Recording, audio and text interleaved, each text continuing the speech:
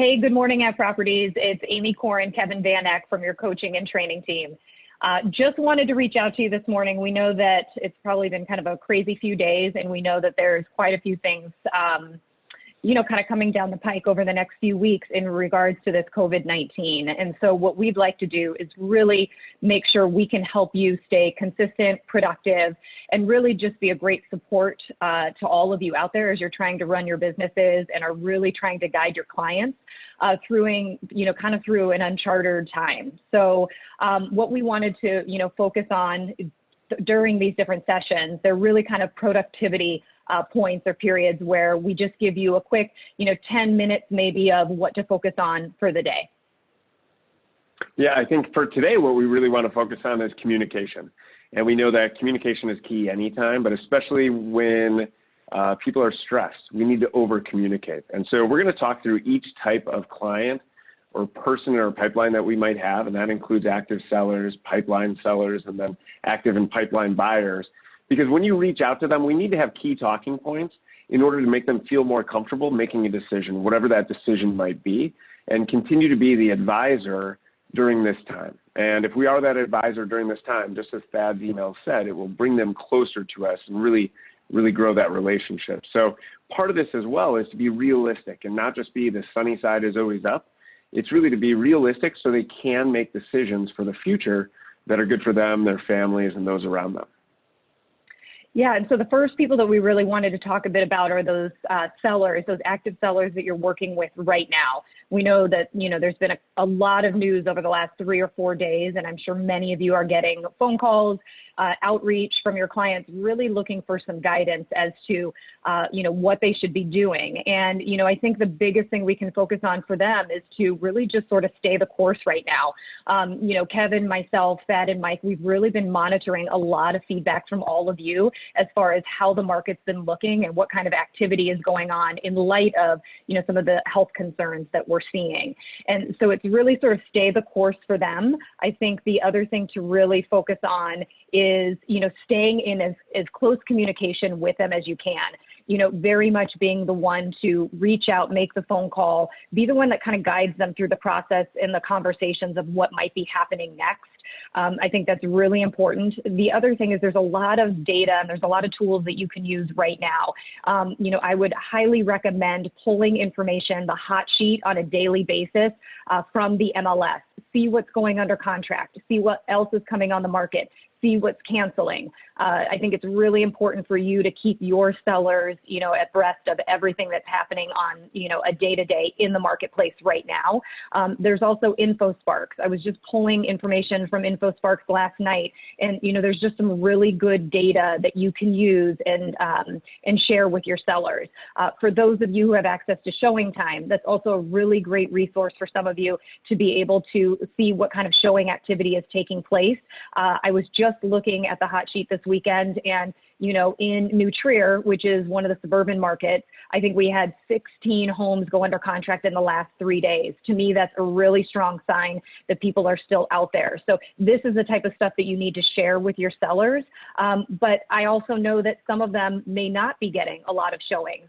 So that is really similar to what we've always talked about in the market. It may not be indicative of what's going on with COVID-19. It might just be the fact that they're overpriced, and there is still that conversation and those normal conversations that you need to be having with your sellers. But the biggest thing is make sure that you're over communicating right now. I'd recommend picking up the phone. I know text and email is really easy, but picking up the phone and having a live, voice-to-voice conversation is going to help you also understand sort of where they're at kind of mentally and emotionally as they're kind of trying to navigate what's going on right now too. Yeah, that's a great point, Amy, because anytime we have to have a critical conversation, they always say, whether it's Ninja or any of the other business books, the phone call is so important. Just because they can hear your voice, it actually conveys whatever message you're trying to send. It makes people feel calmer than if you were to just send a text. So let's talk about pipeline sellers. So these are the people that maybe aren't ready to sell yet, but they were maybe looking to sign a listing agreement coming up soon. They were planning on selling in the next 3 months. Or maybe even further down the road. So what do you say to them? And I think the key here is to take what Amy said about active sellers and translate it over to your pipeline sellers. And that is that there are several factors that are advantageous to listing now. And that is that we're still seeing activity out there. And so to Amy's point about pulling the hot sheet, that's some information you can convey. Reading other articles about what's happening in the market, but with a grain of salt. Remember that they're always looking for headlines, so make sure that you do your own research to back it up. And then also conveying to them that, look, if they're looking to sell, that means they're probably looking to buy. And if they need to take, if they want to take advantage of the rates now, they're going to have to sell their property. And they can't sell their property if it's not listed. So if it is the right time for them, it probably is the right time to move forward. And so the key here also is if they decide that it's not the right time to move forward, is that they do continue preparing. Meaning if they do want to wait this out, see what happens, for later in the year, let's get the collateral going and let's maybe list it as a pocket listing. Let's put it out there, maybe not on the open market, but internally within at properties as a pocket listing just to gauge some of the interest there might be. And then if you don't have a listing agreement signed yet, make sure you over communicate. And what I mean by that is stay in close contact. During this time, it's the same as any other time. They might meet another agent. They might be other agents reaching out to them. And what you certainly don't want to do is let your relationship lapse and lose the listing. Absolutely. And so let's talk a little bit now about active buyers, because that's another really important component of this. And it's active buyers, but also even your pipeline buyers. You might have people who are ready to pull the trigger right now, but you might also be working with people that you've been in communication with that are really kind of, maybe more of a 60 or 90 days down the road. So with your active buyers, I think one of the most important things that you can be doing is reconfirming with your buyers that they're still in a good position to buy right now. There's a lot going on from an economic standpoint. And, while some people might be fine, financially, there are a lot of different industries and markets that are in a little bit of flux. And there might be buyers now who might need to hold off as a result of just some uncertainty. So I think it's really important for you to check in and have a really, valid and honest conversation with where they're at right now and make sure that they really are comfortable. At this point, it's more important for you to really be the trusted advisor. And even if they can't purchase right now, but just kind of guiding them through what all of their decisions are if they do feel like they need to, kind of wait it out. The other thing too is really talking through right now with your buyers that the rates are at record lows.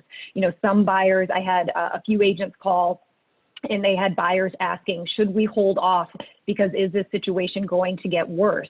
And, my recommendation is that once we know that the bottom has happened, it means we are already readjusting and moving up. Your buyer is never going to be able to time a perfect market. And, our thought right now is rates are at an all-time low. Historically, we haven't seen anything lower. I think it was a couple of days ago at a 3.27.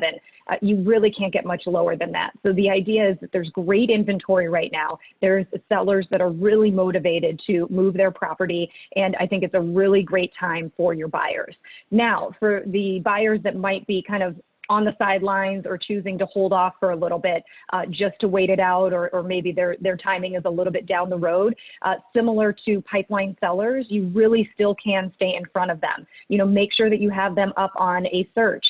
We've got ZenList as a resource for you to use. If you haven't signed up yet, it allows you to stay in contact with your buyers who might be searching daily. It will send them everything that is, in the PLN and also on the MLS, which is critical, but it also allows you to monitor their searching, which I think is great.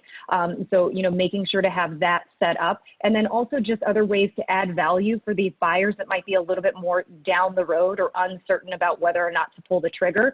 I would pull the hot sheet. I would show them, things are going under contract, that, inventory is moving, because it's all about supply and demand. And if the buyers are really seeing that the market is continuing to move and that rates are really low, they're going to probably want to make sure that they don't miss out on this opportunity. So, it's really about communicating, but I just feel like right now you have such a unique opportunity to step up and, stand out amongst the crowd of agents.